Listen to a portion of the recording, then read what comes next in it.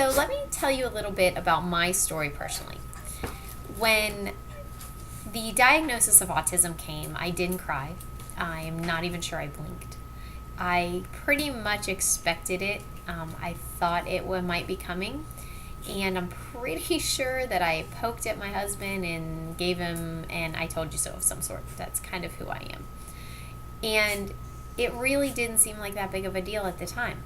It was autism, okay. And as far as I knew, there was nothing I could do about it.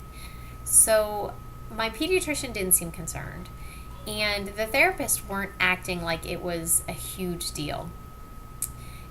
And that made me think that it wasn't anything to be concerned about. The diagnosis was just before AJ's fourth birthday. And I have a background in psychology, so as the developmental milestones came and passed, I started to become a little bit concerned. He was slow to sit up, he was slow to roll over, he was slow to walk, slow to talk. And being my first child, I had a lot of people tell me that it was nothing I needed to worry about, that it would come. Every child develops on their own pace. Mozart didn't talk until he was 4, which I don't even know if it was true, but kind of made me feel better at the time. And I always thought I was overreacting, and I had convinced myself that I was overreacting. It just gave me an excuse to push back talking to my doctor and bringing up the word autism. And that's all I needed. So the official diagnosis came in as PDD-NOS, prevalent developmental delay not otherwise specified, with a prevalent speech delay, I think is the exact wording.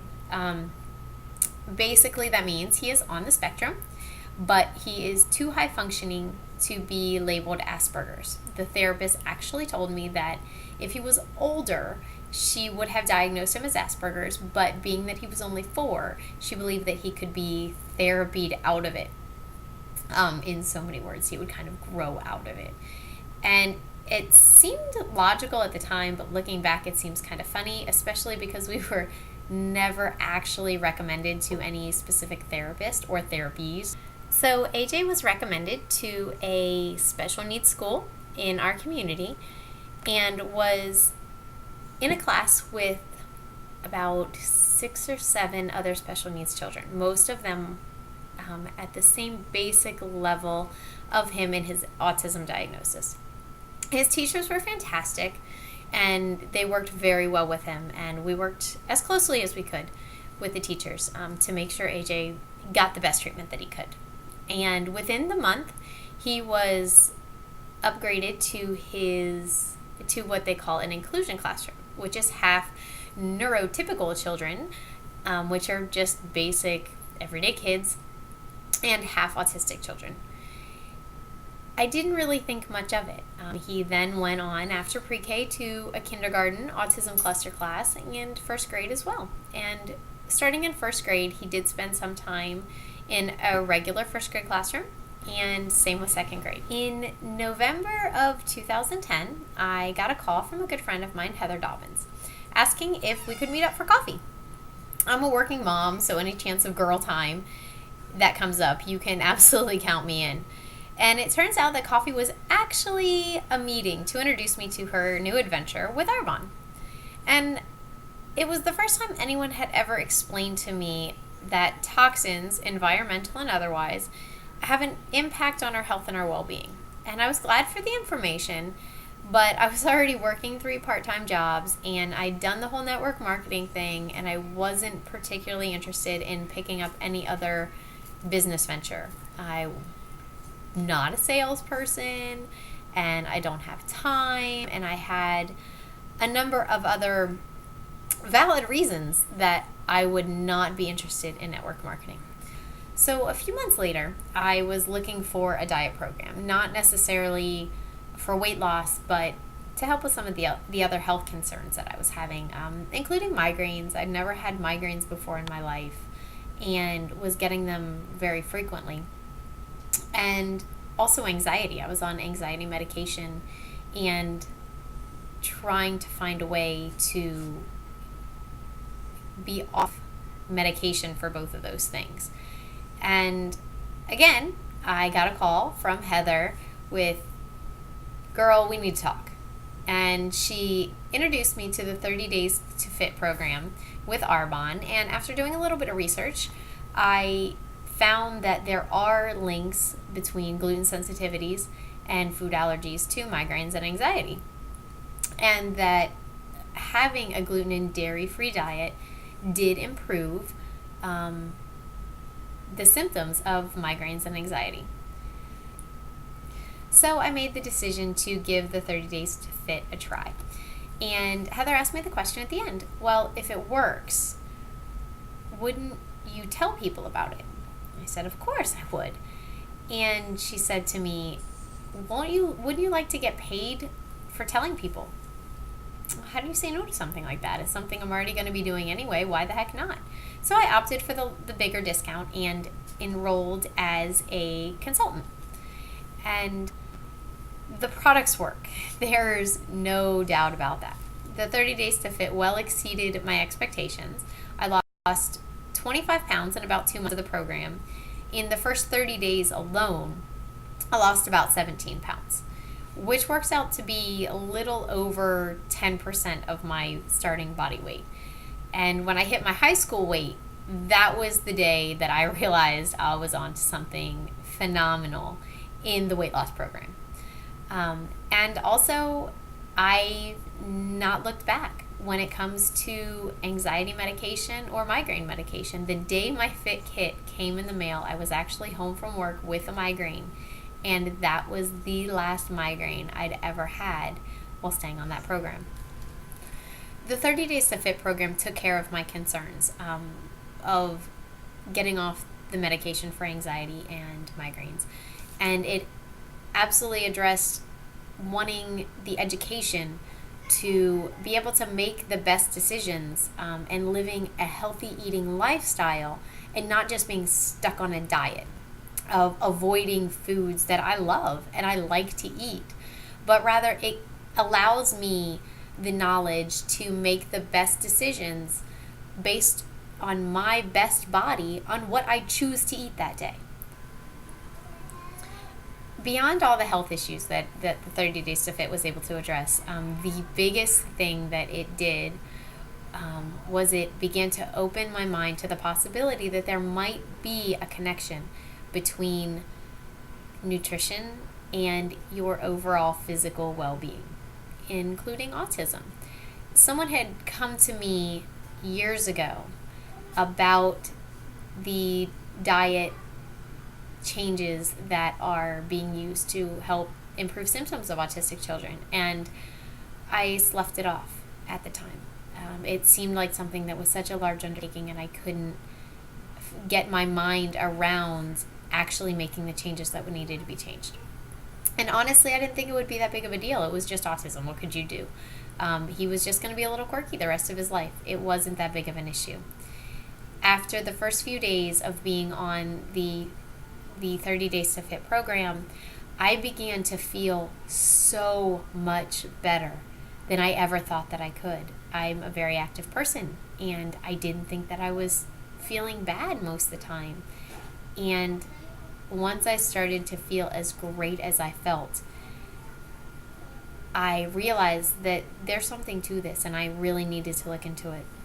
I happened to be at the library within the first week of being on the Fit Kit, and came across Jenny McCarthy's second book, her follow-up book called Mother Warriors, which was just a compilation of stories from mothers and fathers and families working to recover their children from autism in the same manner that Jenny McCarthy had worked to recover her son from autism years before.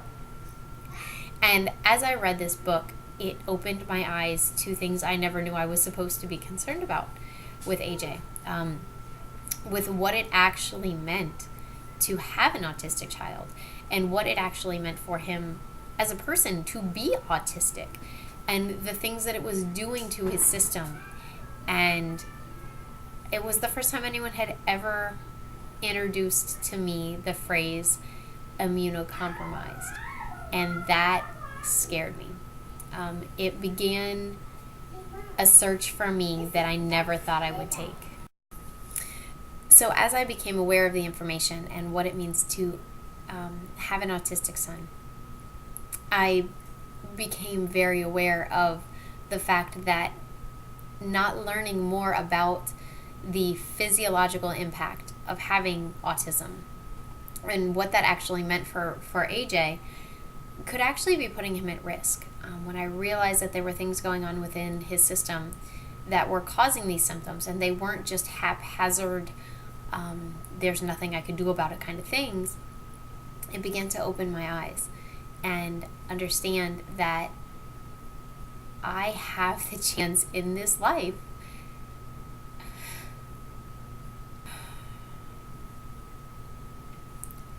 I began to understand that I have the chance to help AJ live a normal life.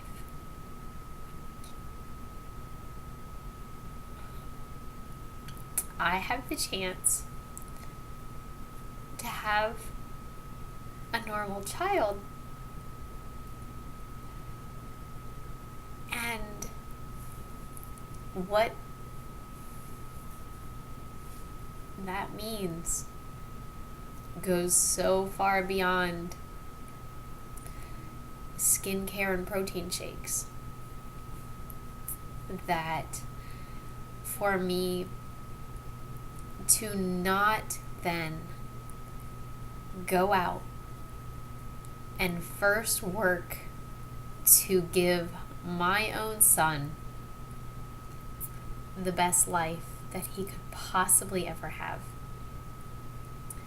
and being the best version of himself that God has intended him to be.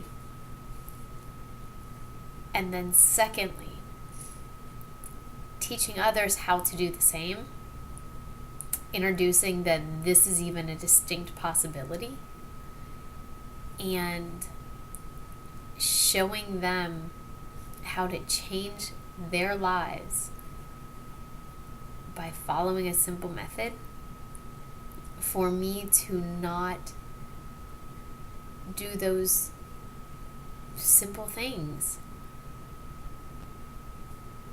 would be nothing short of tragic and nothing short of selfish.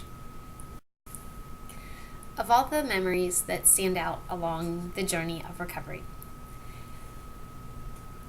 the one thing that stands out more than anything is actually a conversation that I had with the intake nurse at the Dan doctor's office, who is a, they call them Defeat Autism Now, with an exclamation point, doctor.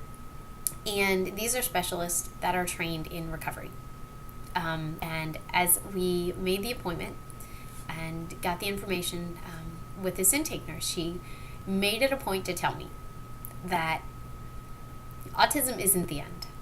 It's not the end of the story, and that this is actually the beginning of a very, very exciting story.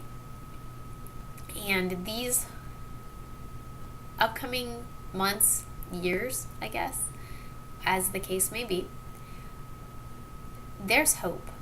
And that was something that I had never gotten before, is that everyone made autism sound like a socially terminal diagnosis. And with having a child that was very difficult to take out places, dinner parties were difficult, social events, can't take him to the movies, can't take him to a baseball game, you can't take him to any kind of event that he has to sit for any prolonged period of time. To have them say, this isn't the end, was such a relief. And I have taken that message and shared it with every family I know. And I hope that you'll do the same, because it's not the end. Who AJ was and who AJ is going to be and who he is now, it's so different.